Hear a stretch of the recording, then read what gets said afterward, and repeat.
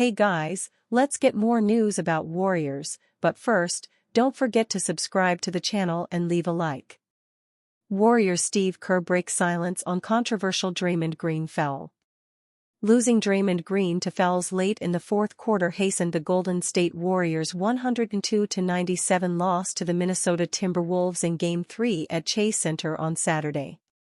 The Warriors blew a golden opportunity to guarantee a Game 6, Stephen Curry's target return date from a Grade 1 left hamstring strain, with Green's foul-infested Game 3 performance. Green would not have fouled out if only Steve Kerr was successful in challenging Green's controversial fourth foul, a blocking foul against Julius Randle, with 6:46 left in the third quarter and the Warriors holding a 53-50 lead.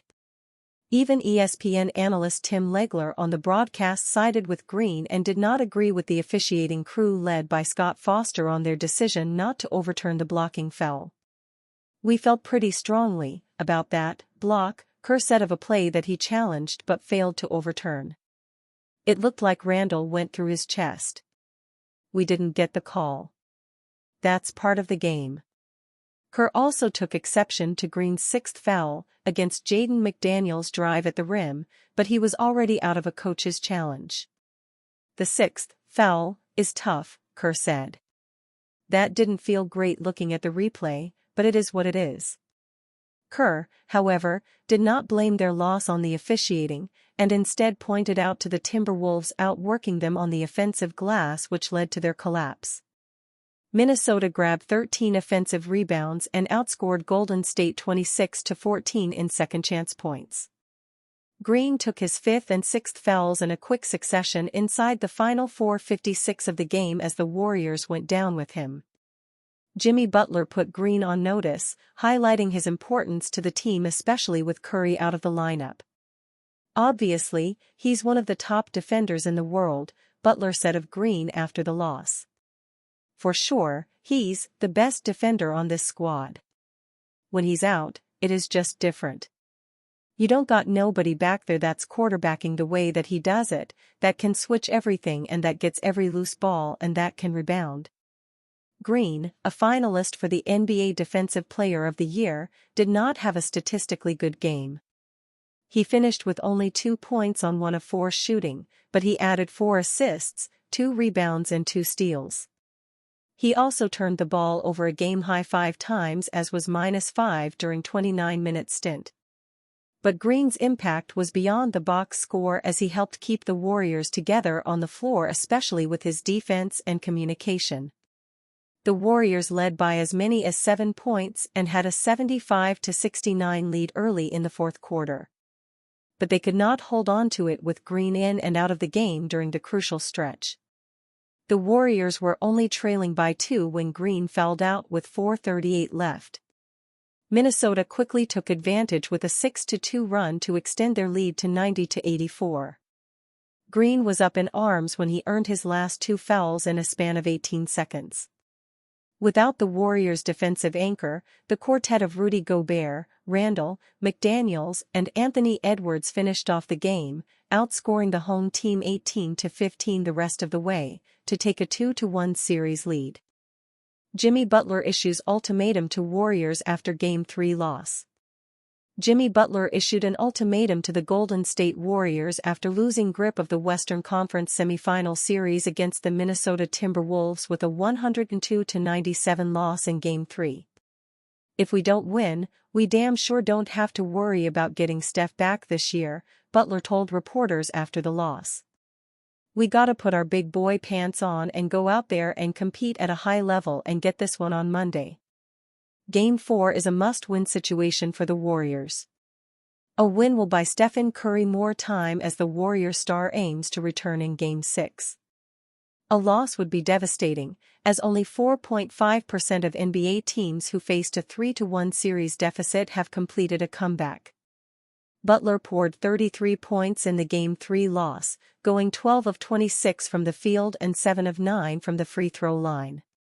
His last 5 points early in the fourth quarter gave the Warriors their last taste of the lead, 82-77, with 8:16 left. the Timberwolves stormed back with a 9-0 run to take an 86-82 lead. A Jaden McDaniels three-pointer extended Minnesota's lead to 90-84, and the Timberwolves never looked back. Butler added 7 assists and 6 rebounds in 43 minutes. Golden State coach Steve Kerr was all praises for Butler, giving him credit for putting the Warriors in a position to win despite Curry's absence and Draymond Green fouling out late in the game. "Man, Jimmy was incredible," Steve Kerr told reporters. "He really controlled the game for us and put us in a position to win, and we just couldn't close it out. But he was brilliant all night." Butler's ultimatum to the Warriors came on the heels of Curry taking the first big step in his comeback bid. According to Anthony Slater of The Athletic, Curry went through a pretty strenuous workout 90 minutes before the Warriors took a 102-97 loss in Game 3 on Saturday at Chase Center. Slater added that Curry didn't push it to full speed, according to a team source. "He's yet to burst or cut or test that left hamstring in a manner that'll deliver him and Rick Celebrini, the team's lead medical decision-maker, the true information they'll need on whether the hamstring is healed enough to return deeper in this series." But he went through a medium-speed shooting routine and rode the stationary bike. This was a notable advancement for Curry in his race against time. With Curry working hard to return, the onus is on Butler and the rest of the Warriors to buy him more time. Losing Green down the stretch was a death blow for the Warriors. Butler lamented Green's absence, which undid the Warriors in crunch time. "Obviously, he's one of the top defenders in the world," Butler said of Green. "For sure, he's the best defender on this squad. When he's out, it is just different. You don't got nobody back there that's quarterbacking the way that he does it, that can switch everything and that gets every loose ball and that can rebound." Green took his 5th and 6th fouls in a quick succession inside the final 4:56 of the game as the Warriors went down with him. Without Green, the Warriors' once solid defense suddenly became vulnerable. The Timberwolves outscored the Warriors 18-15 the rest of the way. Julius Randle reveals how he picked apart Draymond Green, Warriors' defense in Game 3. Last offseason, when the Knicks and Timberwolves pulled off a blockbuster trade that sent Karl-Anthony Towns to the Knicks for a package built around Julius Randle and Donte DiVincenzo, it was New York that was widely declared the winner of the deal. Randle, it appeared, had earned out his welcome in New York, where Towns was a versatile star just in his prime. But after Randle pulled apart everything the Warriors threw at him in Game 3 of the Western Conference semifinals, a 102-97 Timberwolves win that staked them a 2-1 series lead, it's hard not to recognize how far Randle has come in Minnesota's offense. After a rough early start with the Timberwolves, Randle got better all season, and has been at his best in the playoffs. He notched 24 points, 12 assists and 10 rebounds on Saturday for a triple-double, and is now averaging 22.0 points, 9.7 assists and 6.7 rebounds in the series. After the game, Randle explained that the Warriors used 2 defenders, primarily, on him, Draymond Green and Kevin Looney. And he recognized how to take advantage of each. "I feel like I just got like a lot of different tools, you know what I mean? It's really about using my mind and taking what the defense gives me," Randle said. "I talk to C. Hines, assistant coach Chris Hines, all the time, and he tells me I can do everything.